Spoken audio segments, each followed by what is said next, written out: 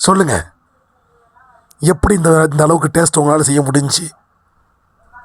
நல்லா பீஸாக வைக்கிறீங்களா? செம்ம டேஸ்ட்டாக இருக்குதா எல்லாரும் சொல்கிறாங்க. சாதாரண ஆள்னால இது செய்ய முடியாதுங்கிறாங்க. நாடி நரம்பு எல்லாத்துலேயும் ஒரு நாளில் மட்டும்தான் இந்த மாதிரி பிரியாணி செய்ய முடியும்னு சொல்கிறாங்க. சொல்லுங்கள், எப்படி செஞ்சீங்க சொல்லுங்கள். ஏன் தயங்குறீங்க? உண்மை தெரிஞ்சு போச்சுங்கிறதுக்காக மழுப்புறீங்களா? அப்போ நீங்கள் சொல்ல மாட்டீங்க, எப்படி செஞ்சேன்னு சொல்ல மாட்டீங்க, அப்படி தானே? நீங்கள் சொல்லலைன்னா நான் எதுக்கு அவங்க கடை வைப்பேன்?